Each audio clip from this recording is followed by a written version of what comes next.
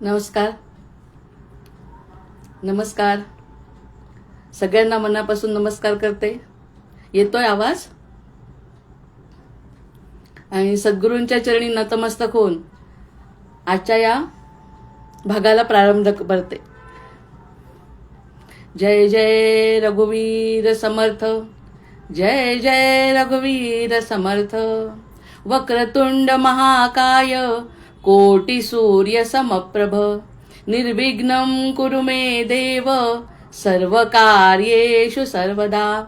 या कुंदेन्दु तुषारहार धवला, या शुभ्रवस्त्रामृता, या वीणावरदंड मंडितकरा, या श्वेत पद्मासना, या ब्रह्माच्युत शंकर प्रभृतिभिर्देवैर्सदा वन्दिता. सा मां पातु सरस्वती भगवती निःशेषजाढ्यापः. अनेन प्रियतां देवो भगवान् जानकीपतिः. श्रीरामचन्द्र पूर्वेषाम् अस्माकं कुलदैवतं. श्रोता वक्ता श्रीराम समर्थ. जय जय रघुवीर समर्थ, जय जय रघुवीर समर्थ. सानन्दमानन्दवने वसन्तम् आनन्दकन्दं हतपापवृन्दं. वाराणसीनाथमनाथनाथं श्रीविश्वनाथं शरणं प्रपद्ये. श्रीविश्वनाथं शरणं प्रपद्ये. श्रीविश्वनाथं शरणं प्रपद्ये. मनोनिवृत्ति परमोपशान्ति, मनोनिवृत्ति परमोपशान्ति. सा तीर्थवर्या मणिकर्णिका च, सा तीर्थवर्या मणिकर्णिका च. जय जय रघुवीर समर्थ. शंकराचार्यांच्या दोन घटना, शंकराचार्यांच्या जीवनातल्या दोन घटना आणि त्यांचं मनीषा पंचक आपण ऐकलं. आणि त्या मनीषा पंचकामध्ये त्यांनी जे सांगितलंय की आता माझी मनीषा मी पक्की केली आहे, आता माझी मनीषा पक्की केली आहे म्हणजे मला यत्र तत्र सर्वत्र गुरु दिसणार आहे, हे त्यांच्या मनाने पक्क केलंय. म्हणजे आता गुरुला एक स्वरूप आलं का? गुरुला एक विशिष्ट असं स्वरूप त्यांनी दिलेलं नाही की ज्या ठिकाणी मला चांगलं दिसेल. म्हणजे ग्रहणशक्ती वाढली की नाही त्यांची, त्यांची स्वतःची ग्रहणशक्ती वाढली आणि त्यांची दृष्टी बदलली. आणि पहिल्या दिवशीपासून आपण हेच म्हणतोय की आपल्याला दर्शन करायचं आहे, नुसतं बघायचं नाहीये, दर्शन करायचं आहे. म्हणजे त्यांनी जे केलं ते का केलं, त्यांचं पंचक सुद्धा त्याकरताच म्हटलं की ह्या पंचकातून त्यांनी थोडक्यात आपल्याला असं सांगितलं की इकडे तिकडे सगळीकडे कोणत्या रूपात विश्वनाथ येतील आणि कोणत्या रूपामध्ये माझा उद्धार होईल सांगता येत नाही. त्यामुळे ज्ञानाबरोबर त्यांनी आधी दृष्टी वळवली सगळीकडे. आणि हे सगळं आपण या 3-4 दिवसापासून गणपतीची आराधना करून आपल्याला कोणत्या तत्वापर्यंत जायचं हे आता आपल्याला थोडंसं वाटायला लागलं की खूप पुढे जायचं आहे आपल्याला. त्यामुळे ती बुद्धी स्थिर करण्यासाठी आपण गणपतीची आराधना अगदी मनापासून म्हणजे आत्मभाव दर्शन गणपतीचं जे आहे ते घेतलं. त्यातला दुसरा विचार असा आहे की गणपतीची बुद्धीची देवता तर आहेच आणि त्यातल्या त्यात शिवपार्वतींचा पुत्र आहे.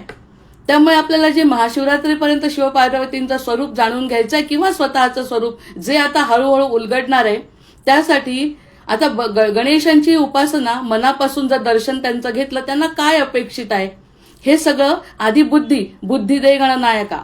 त्यानंतर शंकराचार्यांनी स्वतः घेतलेला अनुभव आणि त्या अनुभवातून आमूलाग्र झालेला बदल. सगळ्यात महत्वाची गोष्ट म्हणजे बदल झाला आणि ज्ञानाने संपन्न. आणि कसं असतं, हे जे ज्ञान घेतात ना, ज्यांच्याजवळ जे ज्ञान येतं किंवा जे घेण्याचा प्रयत्न करतात ते पूर्वजन्मीपासूनच त्यांचं सुकृत असतं. त्यामुळे त्याप्रमाणे त्यांना ते ज्ञान प्राप्त होतं. पण ज्ञान प्राप्त झाल्यानंतर भगवंत म्हणतात, म्हणजे गुरुतत्व जे आता आपण बोलणारे आज, ते गुरुतत्व असं म्हणतं की जेवढं आहे ते बरोबर आहे का, तुझ्यासाठी योग्य आहे का, ते बघण्यासाठी ते आमूलाग्र बदल घडवतात. आणि तो आमूलाग्र बदल कसा घडतो आणि त्यांनी काय फरक पडला हे शंकराचार्यांच्या मनीषा पंचकात आपण पाहिलं. अतिशय गोड असं मनीषा पंचक आपण ऐकलं आणि त्याचा अर्थ थोडक्यात समजावून घेतला कारण हळूहळू जेव्हा हे सगळ्या संकल्पना स्पष्ट होतील तेव्हा ते पंचक आपण पुन्हा ऐकू आणि मग त्याचा अर्थ आणखी आपल्याला व्यवस्थित कळेल. पण सांगण्याचा मुद्दा हा की त्यांना आता गुरुतत्व आकर्षित करू लागलं. आपल्याला स्वतःला काहीतरी आकर्षित झाल्याशिवाय आपण त्या गोष्टीकडे वळत नाही. आणि दुसरी आपल्याला जी देणगी मिळाली आहे ती देणगी अशी आहे की एखादी गोष्ट जर आवडली तर मग बाकी मन आपलं त्या गोष्टीकडे सोडत नाही. मग हे सगळं कळल्यानंतर आता गुरुतत्व हे गुरु ही व्यक्ती नसून ती गोष्ट आपल्यापर्यंत आपल्यासाठी आवश्यक आहे हे त्या जीवाला जेव्हा कळतं, जेव्हा त्या मनाला कळतं तेव्हा तो त्या दृष्टीने शोध घ्यायला लागतो. उदाहरण आपण सर्वसाधारण शिक्षकांचं जरी घेतलं की शिक्षक जेव्हा वर्गामध्ये शिकवतात तेव्हा एखादाच व्यक्ती असा असतो, 1 किंवा 2 10 लोक जे आपण काढतो त्या 10 लोकांना विशेष प्रावीण्य मिळतं. विषय शिकवणारे सारखेच आहेत, विषय सगळ्यांना सारखा शिकवलाय, पण 10 लोकांना त्यात विशेष प्रावीण्य मिळालं याचं कारण त्या विद्यार्थ्यांनी घेतलेली मेहनत. हे तत्व आपल्याला आता कळलं की शिक्षक असतील, शिक्षकांनी सांगितलेलं कुणाला कळलं, ह्यामध्ये 2-3 गोष्टी आहेत. त्यांनी लक्ष दिलं आणि त्या लक्ष दिल्यामुळे त्याला तेवढे गुण प्राप्त झाले. ही संकल्पना स्पष्ट झाल्यानंतर या ठिकाणी आता त्यांना गुरुतत्व कळलंय की गुरु कसे येतात माझ्यासमोर. ज्ञान झाल्यानंतर माझ्यासमोर गुरु म्हणजे आपले विश्वनाथ माझ्यासमोर त्या चांडाळाच्या रूपात अवतीर्ण झाले. हे मला कळलं नाही. कशामुळे कळलं नाही मला, तर माझ्या अज्ञानामुळे कळलं नाही. मी जे माझ्या बुद्धीला कळत होतो, पहिल्या दिवशीचा श्लोक, आपण जे माझ्या बुद्धीला पटवत होतो की बुद्धी अस्पृश्य स्पृश्य, चांगलं वाईट आणि हे सगळं जे ठरवत असते ते आणि तेच फक्त खरं नाही, ही बुद्धी वळली की नाही आता पूर्णपणे. पहिल्या श्लोकाप्रमाणे आपण जसं म्हणलं तसं शंकराचार्यांची ज्ञानी बुद्धी सुद्धा, मग त्यांनी बुद्धीला वळवलं आणि अशा पद्धतीने आपल्याला त्या तिकडे बघायचंय. हा आता अगदी असा पक्का पाया तयार झाला, विषयाचा पाया तयार झाला.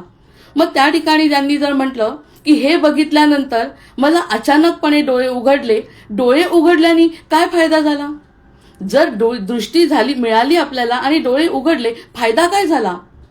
फायदा काय झाला म्हटलं तर अंतःकरणामध्ये शांतता निर्माण होते की आपल्यासमोर जे काही तत्व येत आहे त्यांच्यापासून काहीतरी चांगलं ग्रहण करायचं आहे. आणि आपला मूळ स्वभाव आहे की आपल्याला काहीतरी चांगलं दिसलं ना ते घ्यायचं असतं. आणि ते घेत असताना जर समोरचा व्यक्ती तयार आहे हे दिसलं की ताबडतोब आपण त्या गोष्टीचा आनंद घेऊ शकतो.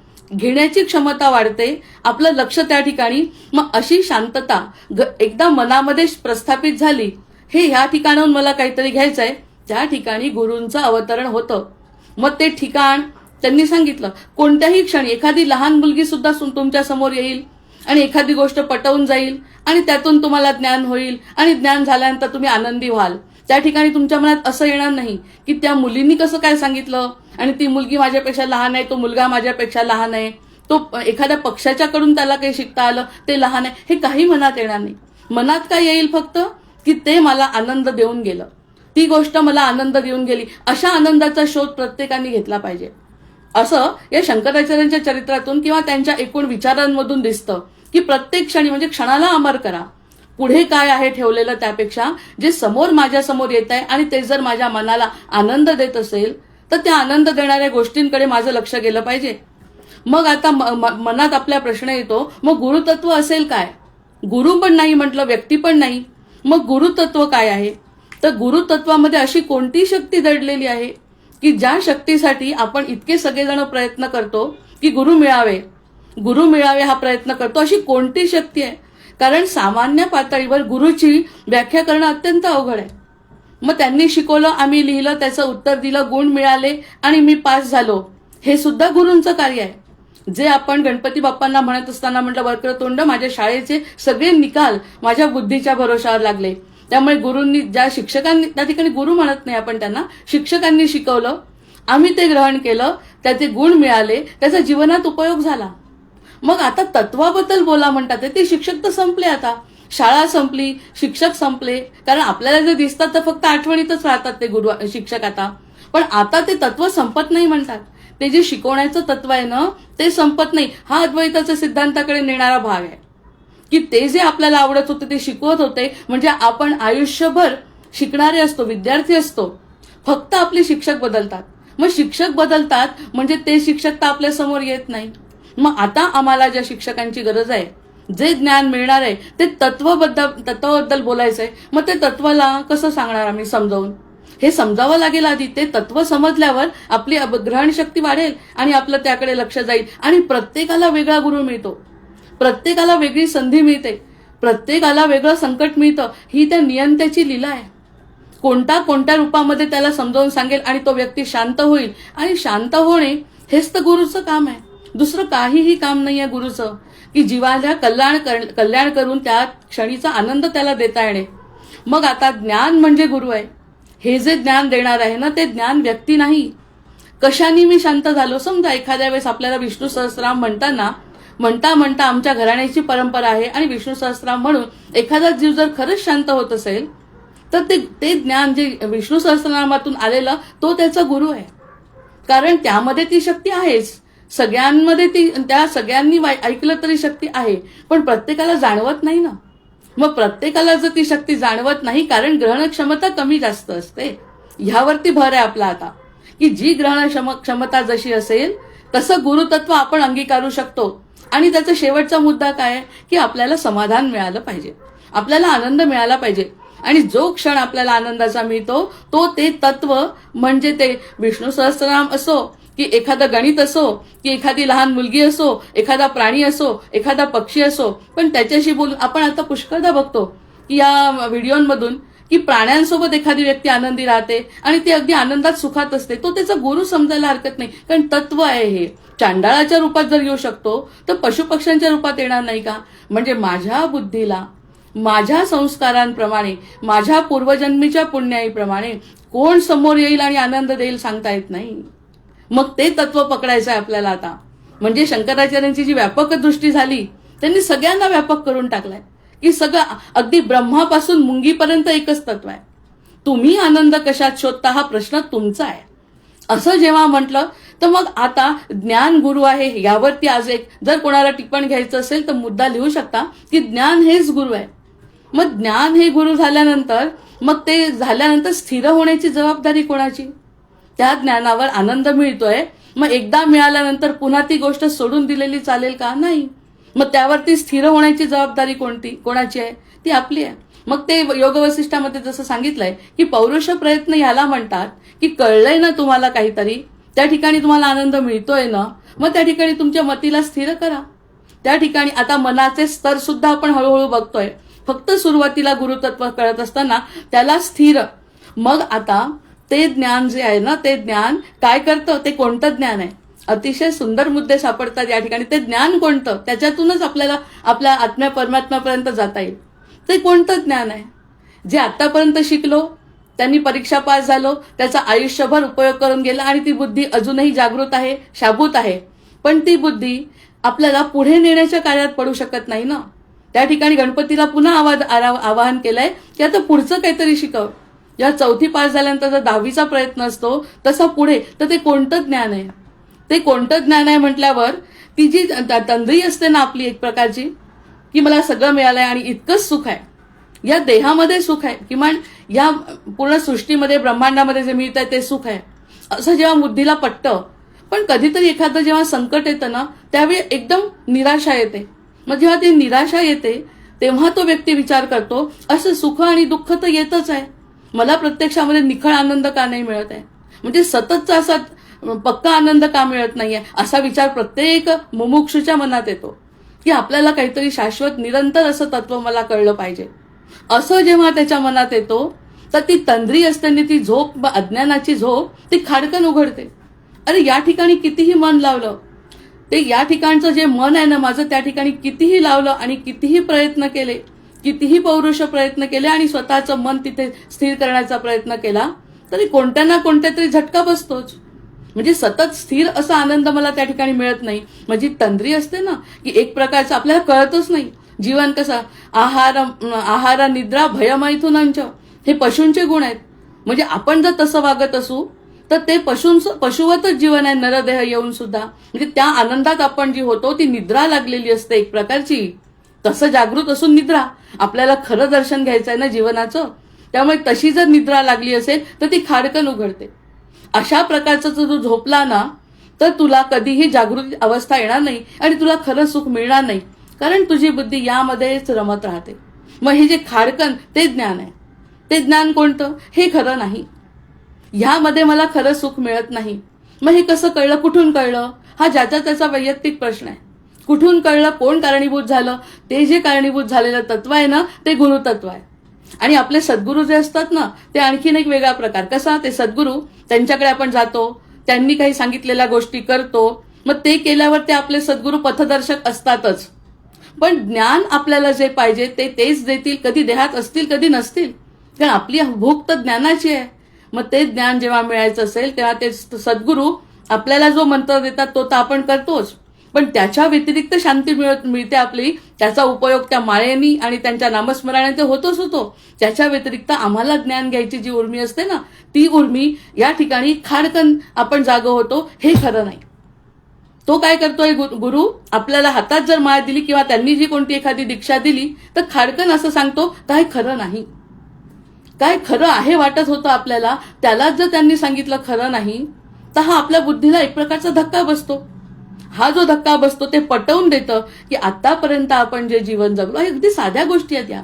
आतापर्यंत न कळता जरी आपल्याला वाटत होतं सगळं कळतंय, इतकं ज्ञान आपल्याजवळ आहे की मी इतकं या व्यावहारिक जगामध्ये शिकलेली आहे, पण तरी सुद्धा आता त्या ज्ञानाची इथे गरज नाही. जसं परदेशामध्ये जायचं आहे तर आपला रुपया चालत नाही, तसा या ज्ञानासाठी आपल्याला हे प्रकारचं ज्ञान आपल्याला चालणार नाही. आणि हे तुझं सगळं नको आहे.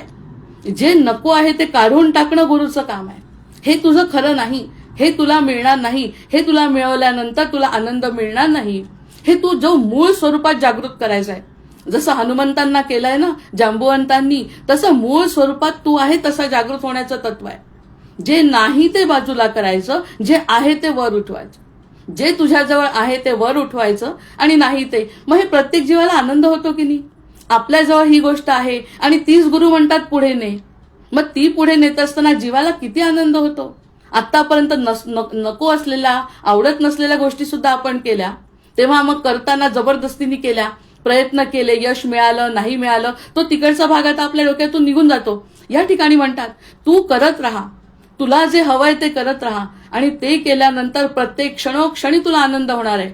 एखादी गोष्ट चुकली तरी तू पुन्हा ती चूक दुरुस्त करशील आणि पुढे जाशील. म्हणजे त्यातून तुझा विकास होत जाईल. म्हणजे तुझ्याजवळ जे आहे त्याचा विकास कर. जे खरं नाही ते सांगतं हे ज्ञान देणारं आहे जे तत्व आहे ना, ते गुरु आहे. मग त्याला कोणतं रूप देणार आपण? त्याला रूप नाही देऊ शकत आपण. कोणत्या क्षणी आपली बुद्धी कोणत्या वेळी जागृत होईल सांगता येत नाही. आणि प्रत्येकाच्या पूर्वसंस्काराप्रमाणे आपण कधी ना कधी जागृत होतोच. हे मनुष्य जन्माचं लक्षणच आहे. मग सर्वजण अकंठ अज्ञानात बुडालेलो असतो आपण सगळे. मग त्या अज्ञानात बुडाले म्हणजे काय? जे नाही ते करतो, जे दिसतंय तेवढंच बघतो, त्या दिसण्याच्या मागे काही आहे तत्व, हे कळायची आपल्याला समजच नसते. ती भगवंतांची माया आहे. आपण सायंटिफिक विचार करू, ती भगवंतांची माया आहे ती, आणि ती सुद्धा त्यांचीच शक्ती आहे. त्या शक्तीशिवाय होणार नाही. जेव्हा हा अनुभव घेऊ आपण की ती शक्तीचा, पण त्या शक्तीचा उपयोग आत्मकल्याणासाठी आपण करू शकत नाही, हे गुरुतत्व सांगतं. तेव्हा मला जे वाटतं माझ्या बुद्धीला ते शरण नेण्याचं कार्य मी करते. हे जे ज्ञान मिळतं ते ज्ञान म्हणजे गुरुतत्व आहे, जे शंकराचार्यांना चांडाळाच्या रूपात समोर येऊन विश्वनाथांनी स्वतः समजावून सांगितलंय. आपल्याला एवढी पात्रता नसते, प्रत्येकाची ती पात्रता नसते. आपल्याला वेगवेगळ्या रूपात छोट्या छोट्या गोष्टीतून आपल्याला ती अरे हे तर मला एकदम क्लिक झालं म्हणतो आपण, ह्यामुळे आम्हाला आनंद मिळाला, हे केल्यामुळे आम्हाला आनंद मिळाला. मग जे करून आपल्याला आनंद मिळत नव्हता त्या गोष्टी सोडून द्यायच्या, आणि जे करून आनंद मिळतो त्या करायच्या. ही जी अज्ञानाची झोप लागली होती आतापर्यंत, ती खाडकन उघडली, आणि माझ्या स्वतःसाठी काहीतरी आता चांगलं करायचंय असं ते जीवाला वाटायला लागतं. आणि हे तत्व माताला रूप कोणतं द्यायचं? सद्गुरूंनी जी माळ दिली ते म्हणायचं, तर त्यांच्या हातातून मिळालेलं जे नाम आहे किंवा जी कोणती तंत्र परंपरा आहे त्यातून माझी बुद्धी विकसित होते आहे.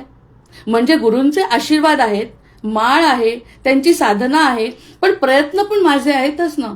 की नुसतं त्यांनी सांगितलं तसं करत नाही, कारण आपण भक्तियोगाचं बोलत नाही, आपण ज्ञानयोगाचं बोलतोय. जेव्हा दासबोध सांगते तेव्हा भक्तीच्या अंगाने सांगते. ज्ञानयोगाच्या ह्यांनी जर सांगायचं असेल तर माझी बुद्धी म्हणते, अरे त्यामुळे मला हे ज्ञान तर मिळालं नसेल. ही एवढी माळ मी केली, किंवा सद्गुरूंना नमस्कार केला त्यामुळे तर कदाचित हे ज्ञान मिळालं नसेल. मग हे ज्ञान मिळालं त्यांच्या मुखातून नाही, प्रत्यक्षात ते देहात असतात किंवा नसतात, पण त्यांनीच अशी काहीतरी योजना केलेली असते की त्या योजनेतून आपल्याला ते जे हवंय ते मिळतं आणि त्या क्षणी जीव आनंदी होतो. त्या क्षणी तो जीव आनंदी होतो म्हणजे गुरूंनी केलेली ती योजना असते. मग प्रत्येक वेळी आपण ती गोष्ट अंधश्रद्धेने न करता गुरूंच्या आशीर्वादाने ती मान्य करतो. मान्य करतो काय, तीच तर तळमळ आहे. मान्य करण्याचा प्रश्नच उद्भवत नाही. या ठिकाणी मला जे हवंय ते समोर आणून देत आहेत सद्गुरू, आणि जे फक्त त्यांनाच माहिती आहे, इतरांना कुणाला माहिती नाही. हीच तर सगळ्यात मोठी शरणागतीची गोष्ट आहे. सगळ्यात मोठी शरणागती या ठिकाणी होते की मला जे वाटतंय ते माझ्या हृदयातच ते असल्यामुळे ते बरोबर तशी योजना करतात. आणि तशी योजना केल्यानंतर मी जो आतापर्यंत स्वतःला ओळखत नव्हतो, मी स्वतःलाच अनभिज्ञ होतो, जसे आपले हनुमंतराय होते. हनुमंतराय एवढे समुद्र लंघून जाणारे, रामचंद्रांचं कार्य करणारे, चिरंजीव असलेले, ते 2 मिनिटासाठी विसरले. ही गोष्ट आपल्यासाठी महत्वाची आहे. ते जसं अज्ञानात गेले, त्यांना पण शाप होता, तसाही आपल्या पूर्वसंस्कारांनी आपल्याला हा एक प्रकारचा शापच आहे की तुमच्याजवळ जे आहे ते विसरणार, कारण माझी माया तुझ्या आधी पुढे पाठवतो. माझी माया तुझ्या पुढे असल्यामुळे तुला हे सगळं विसरावं लागणार आहे. पण सद्गुरु तत्व आलं समोर की हा खाडकन झोप उघडते, आणि ही जी झोप उघडते तेव्हा मग ते माणूस स्वतःला ओळखू लागतो. स्वतःला जे मला हवंय ते तो सतत आनंदी राहू शकतो. जसं शंकराचार्यांनी आपल्याला ते पटवून दिलं, आणि पुढे सगळ्या रामायणांच्या पात्रांमधून सुद्धा सांगणारे अद्वैत सिद्धांत की कसं पटतंय आपल्याला प्रत्येक काम. हा स्वतःचा अभ्यास असा करून जर एखादा मांडला तर लोकांना पटेलही. कुठून काही सांगता येत नाही कोणाला काय ज्ञान मिळेल. मग आजवरच्या प्रवासात माणूस स्वतःलाच ओळखू शकलेला नव्हता, कारण खरंच असं वाटतं की आम्हाला हे करायचं होतं, हे केलं नाही, आणि हे ऍक्च्युअली मी करू शकते पण ते करायला वेळ दिला नाही. आता तरी निदान ही जी खाडकन लागलेली निद्रिस्त अवस्था होती आतापर्यंत, प्रत्यक्षात आपण जागृत होतो. म्हणजेच गणपतीकडे बघत असताना नुसतं चेहऱ्याकडे न बघता आतलं तत्व ओढायचंय ना आपल्याला आपल्याकडे, मग तसं आपली जागृतावस्था आपल्याला आणायची आहे, आणि ही जागृतावस्था आपल्याला सद्गुरूंमुळे मिळते.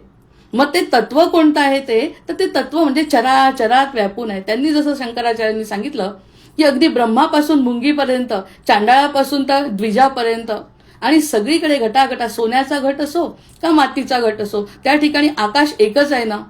मग ते तत्व एकच आहे आणि ते आपल्या कल्याणासाठी झटत असतं. त्यामुळे हातात आलेली माळ, हातात आपण करत असलेलं तंत्र कदाचित आपल्या समोर एखादा गुरु उभा करेल, आणि तो गुरु तत्व म्हणतो माझा जवळ आला नाही, शिष्य बनला नाही तरी चालेल, पण तुझं कल्याण. अरे इतकं निरपेक्ष तत्व आपण आतापर्यंत संसारात कधी बघितलं कुणाकडे? आपणही कुणावर निरपेक्ष प्रेम केलं नाही, कुणीही आपल्यावर निरपेक्ष प्रेम केलं नाही. हा व्यवहार झाला जीवनाचा. जे काही चांगलं होतं त्याचा व्यवहार झाला. असं कळल्यावर ह्या मार्गामध्ये गुरु म्हणतात मी तुझ्यासाठी खंबीर उभा आहे, तुला कशा प्रकारचं ज्ञान पाहिजे ते मी देतो, माझं रूपाकडे बघू नको. कोणत्या रूपात मी तुझ्या समोर येईल, जसं चांडाळाच्या रूपात शंकराचार्यांच्या समोर आलेत ना, मग तसं रूपाकडे तू बघू नको. तुला काय हवंय ते पाठवण्याची व्यवस्था मी करतो. आणि ते काही करू शकतात. पुन्हा आपण त्यांचं नाव घेतोय, अनंत कोटी ब्रह्मांडाचे नायक आहेत ते आपल्यासाठी काय करू शकणार नाही. हा कल्पवृक्ष आहेत ते, त्यामुळे आपण छोट्या छोट्या गोष्टी नाही मागायच्या त्यांना. तुला शाश्वत सुख पाहिजे ना, त्या सुखाची जबाबदारी मी घेतो. आणि आमचे डोळे उघडल्यावर मग ते कुणामुळे डोळे उघडले याचा विचार करण्यापेक्षा उघडले हे महत्वाचं. हे डोळे उघडले म्हटलं अति निकटच्या, मग आपण आपल्या स्वतःच्या आतमधल्या स्वपर्यंत पोहोचतो. आपण अजून आत्म्याचा अभ्यास केलेला नाही म्हणून फक्त स्वबद्दल बोलायचं की त्या स्वपर्यंत आपण पोहोचतो, खरा स्व. मग आतापर्यंत मी स्वतःला देहाच्या रूपात जे समजत होतो की देहाला असं वाटतंय, देहाला हे करावं वाटतंय, मला हे शक्य प्रूव्ह करायचंय, मला ते करायचंय, जीवनामध्ये हे मिळवायचंय, ते मिळवायचंय, ते मला माझ्या खऱ्या स्वला नकोच होतं. खरा स्व म्हणतो काही नसलं तरी मी आनंदी राहू शकतो. ही दृष्टी आपल्याला सद्गुरू देतात. काही नसलं तर याचा अर्थ आपण नुसतं बसायचं नाही, कर्तव्य करत करत स्वतःच्या आतल्या स्वला ओळखून काम गेलं ना मनापासून प्रत्येक गोष्ट, तर त्यातून मिळणारा आनंद हा शाश्वत टिकणार असतो. कारण कोणत्याच अपेक्षा नाही आहेत त्या ठिकाणी. जे आम्ही करतोय त्या ठिकाणी अपेक्षा नसल्यामुळे, निरपेक्षपणे काम केल्यामुळे त्या सगळ्या गोष्टी आपल्याला आनंददायी ठरतात. आपल्याला एक उदाहरण पण आहे यासाठी की आपल्याला कोणी जबरदस्तीने म्हटलं की अभ्यास कर, एवढा अभ्यास तुझा आज झाला पाहिजे, जे 10वीला आपल्याला सगळेजण करतात. 10वीला सगळे म्हणतात यावेळी इतका अभ्यास झाला पाहिजे, इतकी झोप येते की त्यावेळी नको नको इतकी झोप येते, झोपून राहा वाटतं. ही जबरदस्ती आहे त्या क्षेत्रामध्ये, कारण 10वीचं वर्ष आहे, मार्च महिन्यात परीक्षा आहे, हे सगळं तुला करावंच लागेल. पण जर मला स्वतःला वाटलं की 10वीला मेरिट यायचं, मी स्वतःच ठरवलं. मग आई म्हणते आपली, अगं नको अभ्यास करू एवढा, आता थोड्या वेळ झोप, शांतपणे झोप आणि उद्या पुन्हा नव्या मताने ऐक वाच. तर मी म्हणते नाही, माझं हे पूर्ण झाल्याशिवाय मी झोपत नाही. म्हणजे ते करत असताना, रात्रभरचा अभ्यास करत असताना मला अजिबात त्रास होत नाही. जर मी ठरवलेलं असेल तर, जर मी ठरवलं की मला अभ्यास करायचा आहे, तर तो रात्रभराचा त्रास मला वाटत नाही. आणि तेच जर कोणी जबरदस्तीने म्हटलं कर, तर लागलीच आपण म्हणतो मला इच्छा नाही, आणि नको इतकी जी इतर वेळी झोपत नाही तेवढी झोप आपल्याला येते. ही आपली मानसिकता आहे. म्हणजे आपल्याला जे आवडतंय ते जर करायचं असेल तर आपल्याला कष्ट जाणवत नाही, आणि ह्या दर्शनावरती स्थिर व्हायचं आहे. जर माझ्या मनाने म्हटलं की रात्रंदिवस मला स्वतःला ह्या जपामध्ये किंवा या ज्ञानामध्ये मला आनंद मिळतो, तर मी रात्रभर सुद्धा कदाचित बसून जाईन. काही सांगता येत नाही, कारण हे मन माझं आहे, माझ्या मनाने ठरवलं. या ठिकाणी कोणाची जबरदस्ती नाही. ही जी आज्ञा मिळते ना, ती सद्गुरूंची आज्ञा असते, आणि त्या सद्गुरूंनी दिलेलं वचन या जीवाला पटलेलं असतं. त्यामुळे तो स्वतःहून तशा प्रकारची आराधना करतो. ही गुरूंची योजना असते. आपल्या स्वतःच्या मनाला वळवलं. मग आतापर्यंत माझ्या मनाला कोण वळवू शकलं? आतापर्यंत इतकं जीवन जगलं, 60-70 वर्षाचं जीवन आहे, त्यामध्ये आमच्या मनावर कोणी अधिराज्य केलं आतापर्यंत? कोणीच नाही, करूच शकत नाही, कारण त्यामध्ये बुद्धी आहे माझीमध्ये.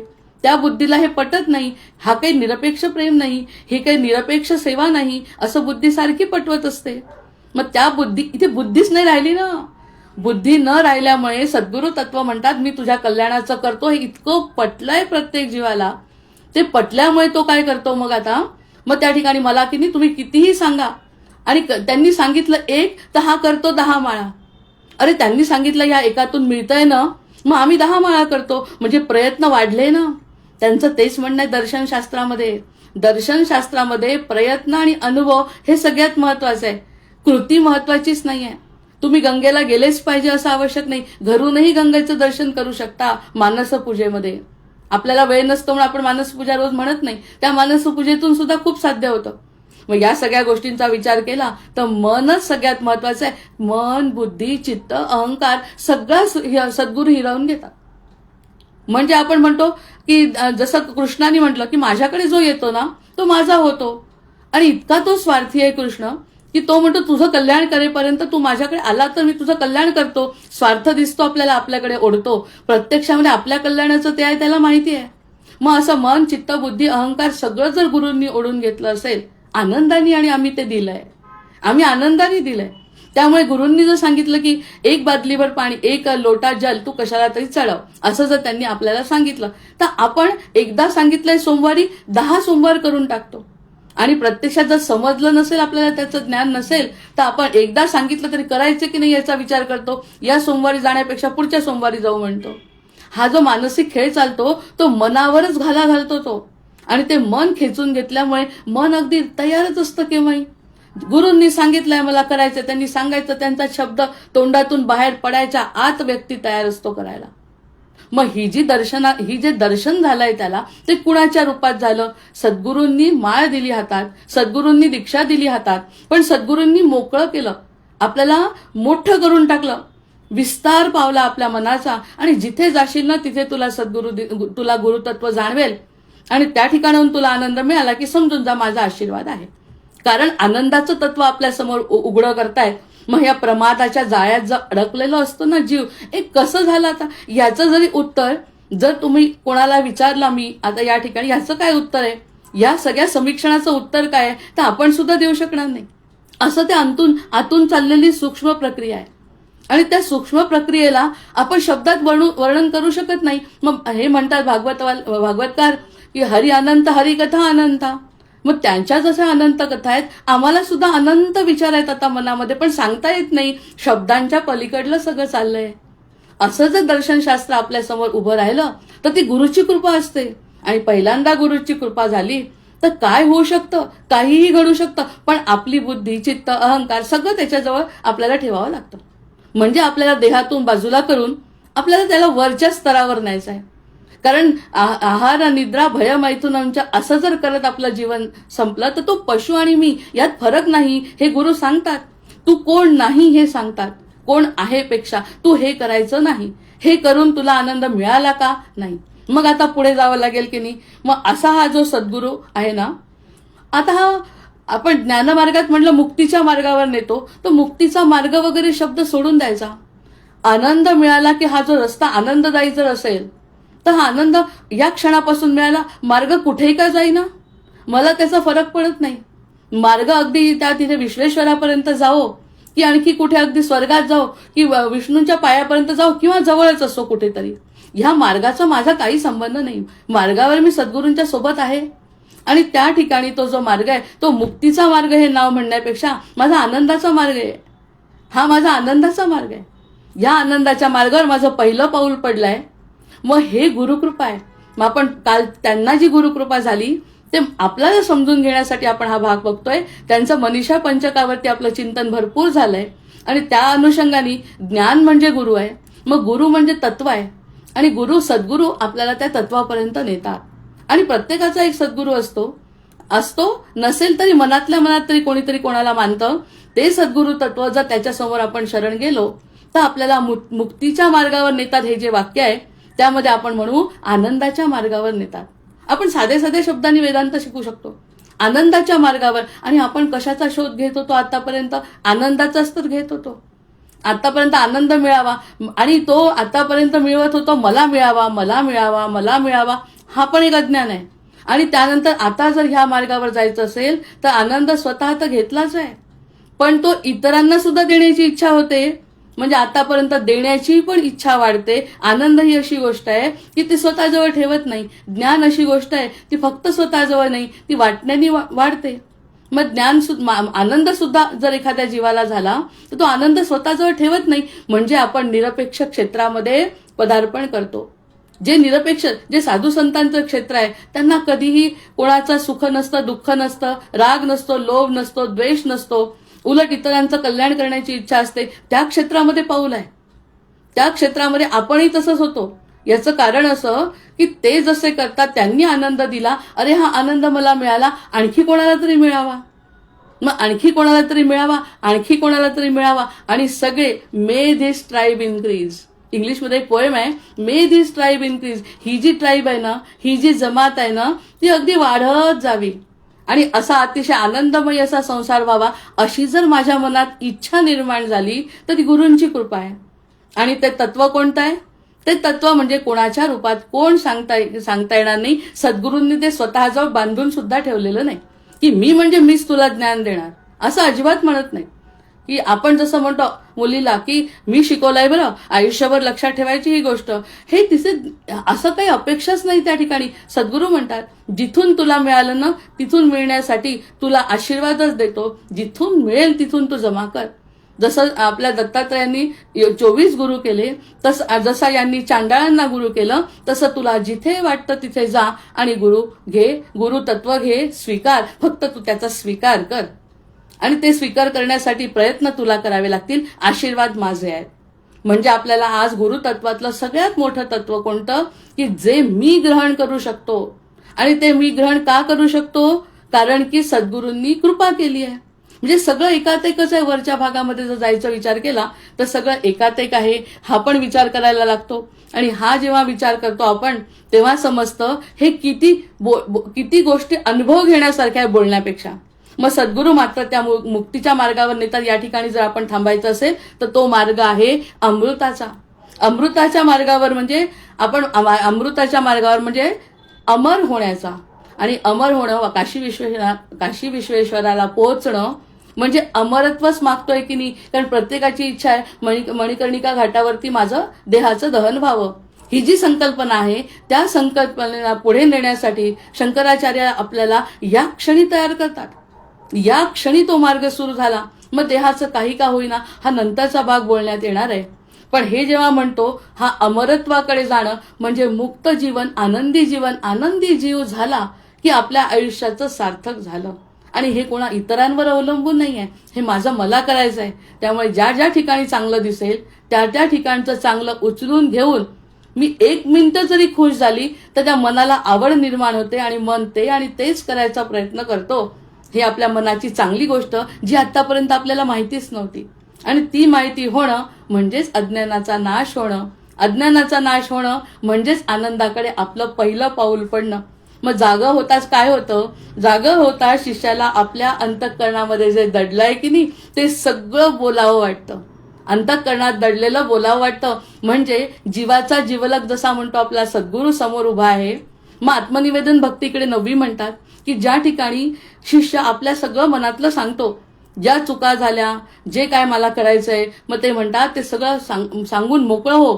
तुझा पश्चाताप झाला, तुला मोकळं वाटलं, कारण समोरची जी व्यक्ती आहे, सद्गुरू तत्व जे आहे ते आपल्याला सगळं ऐकून घेतं. आपण इतरांना जे सांगू शकत नाही त्या सगळ्या चुका म्हणा किंवा आपण केलेले कर्तव्य म्हणा ते सगळं सांगून मोकळं होतो. आणि त्यानंतर मोकळं झाल्यावरती शून्याची पाटी लागते आणि त्या शून्यावर आता सद्गुरू सुवर्ण अक्षरांनी लिहायला लागतात.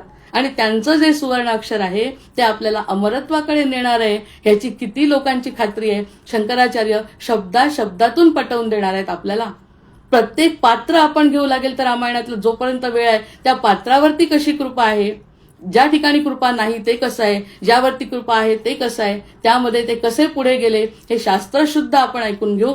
मग शास्त्रशुद्ध जर ऐकून आपल्याला मिळणार आहे, भक्तिमार्ग नाही या ठिकाणी ज्ञानमार्ग आहे. मग ज्ञानमार्गामध्ये सगळं जर आपल्याला मनासारखं कळलं तर तो जीव किती आनंदी होईल. आता ह्या एका नोटवर खरं म्हणजे खूप पुढे जायचं असतं, पण 2च मुद्दे आज पूर्ण झाले की ज्या ठिकाणी सद्गुरू जर असतील तर सद्गुरूंना नमन. आणि सद्गुरूंना नमन केल्यानंतर जे निरपेक्ष तत्व आहे ते निरपेक्ष तत्व आपल्याला त्या क्षणापर्यंत त्या कणापर्यंत पोहोचवतं की तुम्ही कुठूनही ज्ञान घ्या. सर्वसाधारण आपण आपला विचार केला तर आपण आपल्याला मर्यादित करतो. मी याला एवढं दिलंय, त्यांनी इतर कुठून ते ऐकलं नाही पाहिजे, इथून कुठून ते गेलं नाही पाहिजे. सद्गुरू तत्व ते नाही. सद्गुरू म्हणतात माझ्या जीवाचं जो माझ्याजवळ येतो त्याचं कल्याण करणं हे माझं आद्य कर्तव्य आहे किंवा मी त्याची वाट बघत असतो. त्यामुळे त्याला जिथून कुठून ज्ञान मिळेल ते माझ्याच कृपेने मिळतंय हे मला माहिती आहे. त्यामुळे मी माझ्या सद्गुरूंच्या समोर नतमस्तक होऊन आजचं हे निरूपण आज थांबवते. उद्या पुन्हा विशेष विचार करू या सद्गुरू तत्वावर. जय जय रघुवीर समर्थ.